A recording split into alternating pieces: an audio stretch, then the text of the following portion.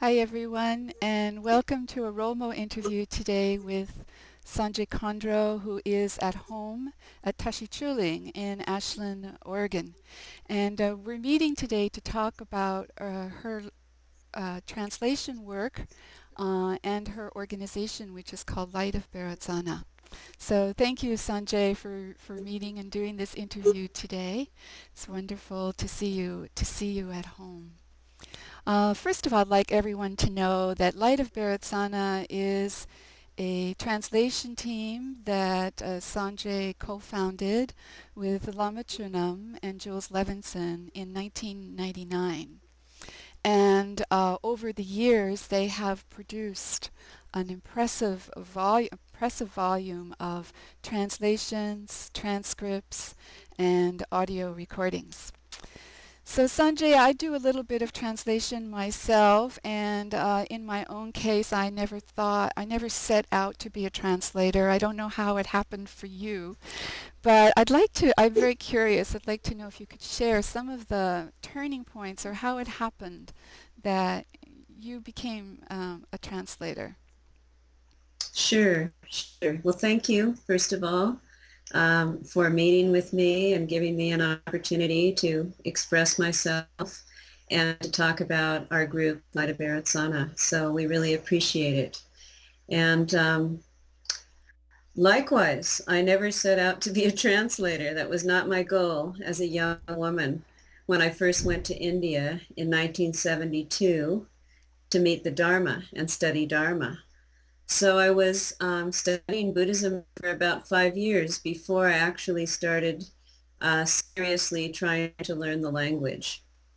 And it just became so apparent at that time that if I was going to be able to relate to my teachers, I needed to know their language. And so it was kind of selfish motivation initially, but then it became apparent as we started bringing teachers to the West that they needed translators. And so it was almost by default that I ended up in this position. It was not my chosen vocation or anything like that. It just became a requirement in order to help serve the teachers and to bring Dharma to the West. Wow, so it just organically popped up. But I suspect you sowed the seeds sometime in a previous life. Well, it's wonderful that all those causes and conditions, you know, came about that did grow you into a translator. And as I mentioned in the introduction, um, you're not just a translator, you're one of the very best translators in the Tibetan Vajrayana tradition for both written and oral. And on your website, the texts that you have translated really seminal texts that I feel are very important if the Dharma, the Vajrayana Dharma, is going to really root here in the West. There's been a lot of emphasis so far on meditation and experiential part. But I think that sooner or later, with our Western intellectual mind, we do need to have a really good grounding in the Absolutely. principles, yeah? And so I've noticed that the texts that you have translated are along this type: the Precious Treasury of the Genuine Meaning by Longchenpa, Jigme Lingpa's Yeshe Lama, the Guya Garba series. These are very deep and profound texts, along with the Trauma series. So, how do you choose the texts that you're going to translate? Well, that is, a very broad-reaching question because there are many things that come together in making that decision.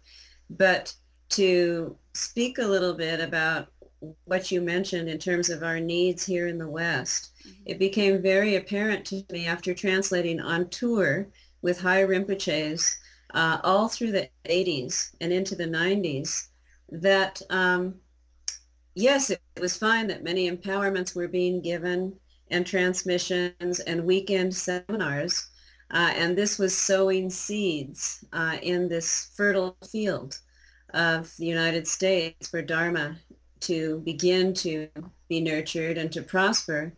But that actually at a certain point, it became so obvious that we needed to have more substantial teaching of the actual texts that all these masters learned and studied and gained realization through from beginning to end with a continuity. And I decided to begin to dedicate myself to that work because I no longer thought it was that beneficial for the general aspect of Dharma to be given kind of out of context of the traditional way of learning it. And I found many Westerners to be more confused in a way about what they'd just gotten into, and they didn't have anything to fall back on in terms of study. And so our field, of course, has been Tantra because that's always been my interest. And so naturally, Sutra should be studied, and I would highly recommend that. But because I was involved in only Vajrayana Tantric Buddhism personally, that's why we decided to choose the route of translating those important, beginning with the Guhya series, Gyut Sangye Lingpo, because that is the seminal text for beginning to understand the meaning of mandala and actually the 10 topics of Tantra. It was obvious to me that as all of these students were receiving empowerment, they had no idea about the 10 topics of Tantra, and that needed to be rectified. All right. So what comes up for me with this is that actually, well, translation is a form of teaching. Even though you may not be a teacher, of course the books are the Buddha Dharma, the emanation of the speech of enlightenment. So translation is also highly, well, any translation, even in the mundane world, is interpretive from culture to culture. But beyond that, in Tantra, translation of these topics becomes almost like teaching and or transmission. So how do you step up to that plate that I'm not just, translating word for word, but I'm actually being involved with the true meaning and with transmission and teaching? Well, you have to be prepared for that on a personal level through your own experience. And furthermore, the teacher that you're translating for would more or less seek you out. I mean, that's what's happened to me. With my Vajrayana masters, they've chosen me to be their translator. And I think that they have omniscient awareness, and they could understand that I was in a position to be able to do that work to the best of my capacity, that at least my motivation was correct, and that I had other qualities that seemed to be necessary in order to fill that position. And so, yeah. So basically you rely on the Tibetan masters to make it do. all okay. So it's not. I do, but it's also my own responsibility to say yes or no. Yeah. I mean, there have been many other instances whereby I've been invited to translate that I've declined, and it was because I felt that I was being invited by those teachers' students who were simply asked to arrange a translator for their tour. And actually, it should never be like that. You can't just arrange some translator for your teacher's tour when they're going to be teaching this sensitive, crucial material. There needs to be a connection with the teacher. There needs to be lineage. And there needs to be a feeling of positive energy and samaya between teacher and translator. And then the transmission from teacher to translator to listeners takes place. So it's the sacredness of translation is something that I think maybe many people are not aware of or think about when they read books or buy books in a Dharma bookstore or a sadhana, to think about, what went into producing this translation. It's a lot more than just vocabulary, and it's a lot more than just knowledge or intellectual understanding. You're saying it's really at the esoteric level of Samaya. And of course, I'm already thinking the relationship between Guru Rinpoche and Yeshe Tsogyal. She was really his scribe in one Mm-hmm. sense, and then in another sense, they were equals. So already there's an example of the sacredness of that relationship, that process, that living process of transmitting the teachings. There are many examples. In fact, in our tradition, Nyingmapa, in the case of you and me, if we look back at the examples, it becomes very clear, crystal clear, how that process came down in the past. And in many ways, how it's not occurring in the present and all the problems that are arising from that. Mm-hmm. And so I was able to see this situation, and now I see it very clearly. And it's another reason why I'm so happy to be able to speak out here today about these points, because I think young translators, young and old, and also listeners, all students of Dharma need to be much more aware of the situation that really is going on when it comes to translation work. It's being taken way too casually.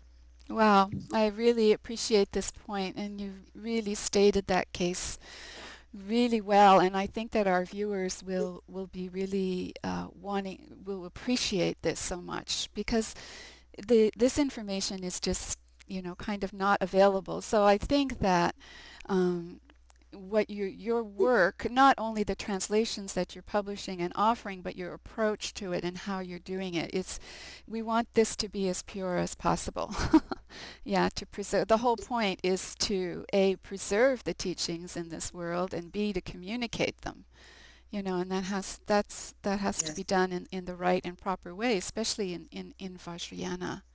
So, uh, so this being a translator then has brought you in close proximity with many highly realized Tibetan masters.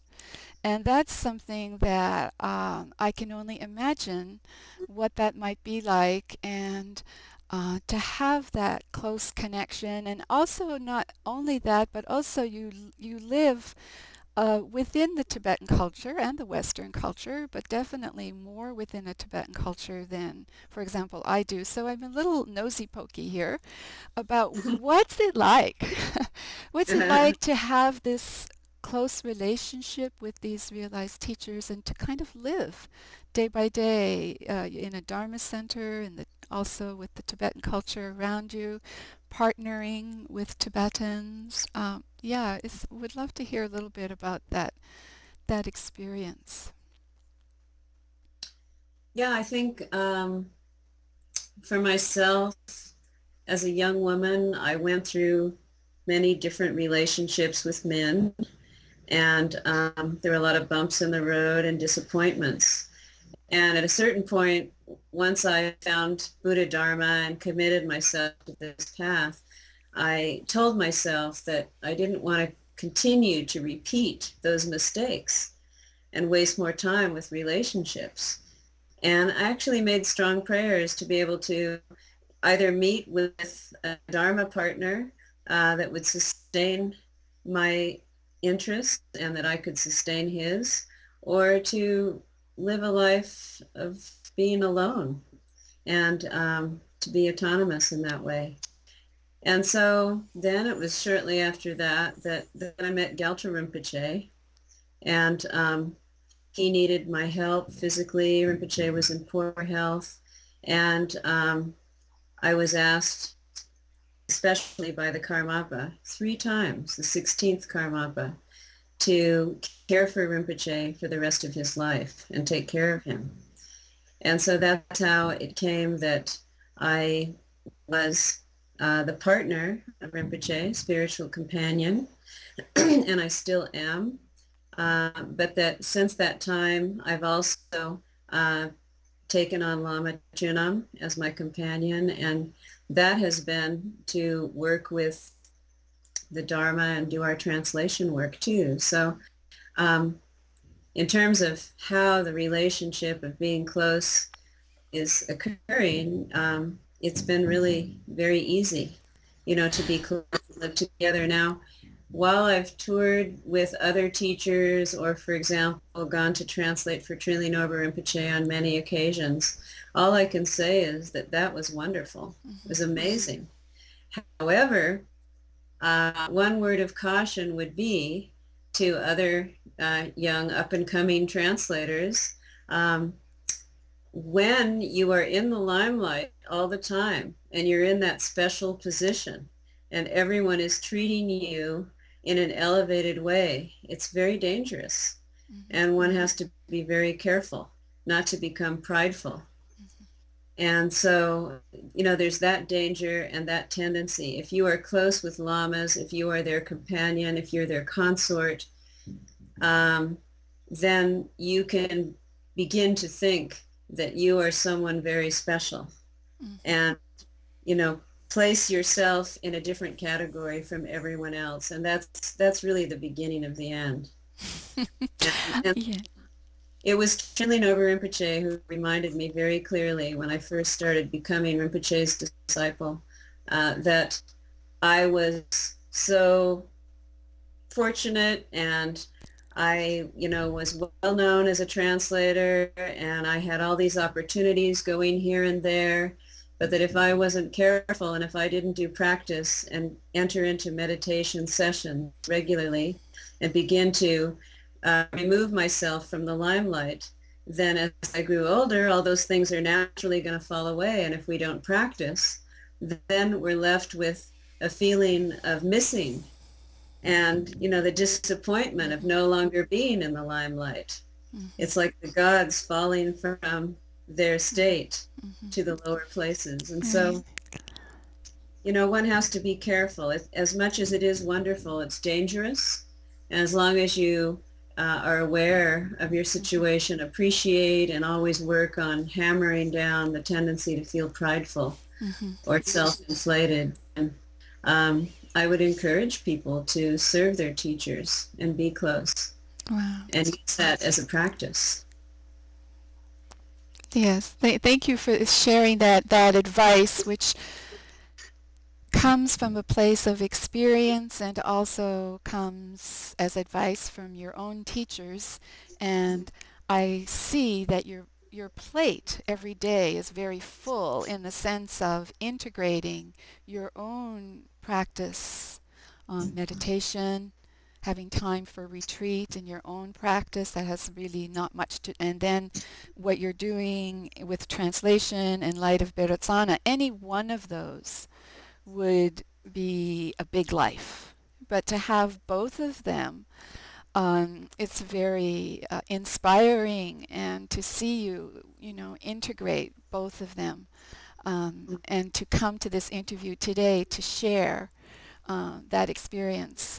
Thank you very much, Sangye. Really, thank you.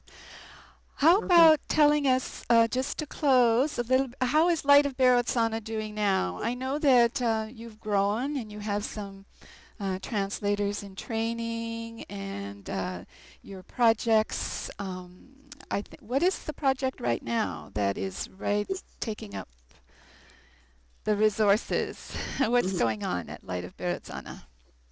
Well, what I want to say is that, first of all, I discovered very clearly many years back in the process of translating that it's really important to still work with a Tibetan Lama when one is translating literature. And actually, when translating orally, it's also very useful to have a Tibetan Lama close to you to consult if the teacher starts going into their local dialect to tell stories or metaphors or something which are difficult to catch.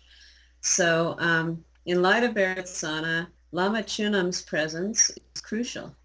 And the reason is because he is our teacher, and he's the one who works with all of us to understand the text that we're translating. So he's far busier than anyone else. He's working with all of the other translators, including myself, to explain the inner meaning and the correct way to understand the grammar in these profound texts that we're studying and translating. And at the moment, he and I now that the 5-year course of the Thikten Rinpoche Zut, or Treasury of the Genuine Meaning, one of Longchenpa's 7 treasures that Ken Rinpoche Namdrol just taught for the last 5 years to a group of over 100 people. Now that that teaching is complete, we're finishing up our own translation of that text so that that text can be available to match the oral translation and the transcripts. And then those who want to study and learn this in future generations, or in this generation, as long as they qualify, they'll have everything in a cohesive manner to be able to continue and really understand. So we're doing that, and we're also working on a Chut commentary, a severance commentary, which is very large. It's the 20th volume of Dujum Lingpa's collected works, and it's compiled by one of his main Rainbow Body disciples called Pema Lungtok Gyatso. And so that project is ongoing, and that probably won't be done for well over a year, but we're in the middle of that right now. And yeah, beyond that, Lama Chulam is working on other things with the other translators, and people can check that out on our website to see more about what's being done. I really like that part of the corpus of your work at Light of Berotsana, yes, translations of classical texts, but also transcripts of teachings that were given in the context for Western people in the 21st century. You know, so we have the richness of the classical text and also a fresh transmission. You know, those transcripts are very precious, and then also you have audio recordings. So I very much like that combined approach of not just texts that may, you know, can just sit on the shelf, but there's also a living, you know, commentary on them. And that's very insightful that you're doing that, and I love that you're doing that. How is Light of Berotsana funded? Let me say first that the fact that we're doing that is due to the kindness of Ken Rinpoche Namdrol, Khenpo Namdrol Rinpoche, who's one of the 3 Khenchans, or great Khenpos of Namdroling Monastery, Pena Rinpoche's monastery in Bailakupi, India. He has been an amazing teacher for us and source of everything, really. And his care and insight concerning the propagation of Dharma into the English language here in the West is unprecedented. I've never seen anything like it. And the way that he works with the process of translation. So we've been able to make this available because he has taken the time to give these teachings in this way, in this traditional way, so that we could also make it available in the same way that the great masters received it. Yeah. I think it's always useful, if we're following a tradition, to look at how those that we want to emulate actually were able to accomplish what they accomplished. And if we do that, we will see that we're trying to replicate that process here, that that's what it's all about. But that Light of Berotsana has been funded by individual sponsors over the years. And most of the generous patrons like to incubate organizations like ours. So that means that they'll help you get started, and then they'll slowly pull away and hope that you'll stand on your own 2 feet. And so we've been trying to stand on our own 2 feet for a while now, and it's kind of working out because now we have more of these amazing translations available that we can sell on our website directly, and people are beginning to notice and appreciate. So if we can just sustain ourselves, of course in Dharma you never make profit, really. No one's in this to get rich. But just to sustain so that we can keep working, and those on our team can keep working, and we can give a small donation to our editors and so on, we'll be okay. So we hope for donors, but we also hope to be able to pull our own weight.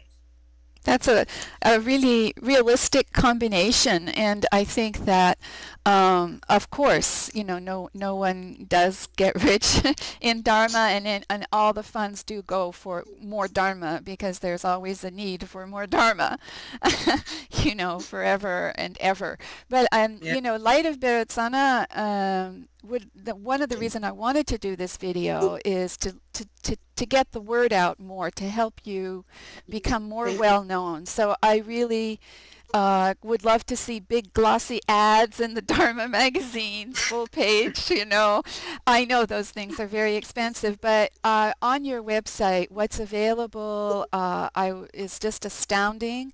I want all our viewers to go to berotsana.org and check it out. There's some free downloads, there's some for purchase, all of these profound texts, transcripts, and audio recordings.